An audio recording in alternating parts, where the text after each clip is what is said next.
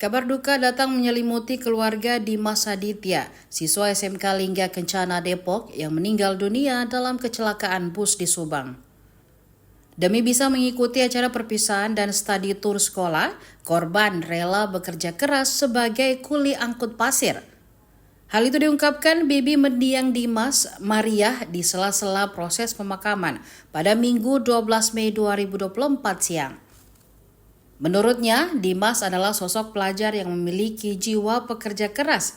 Demi mengikuti acara perpisahan sekolah, dia dan Mahesha Putra rela bekerja keras sebagai kuli. Menurut Maria, biaya acara perpisahan di Bandung mencapai Rp800.000. Keponakannya meninggal dalam kecelakaan bus sepulang acara. Mahesha, pekerja keras, baik, dan penurut, menjadi tulang punggung keluarga.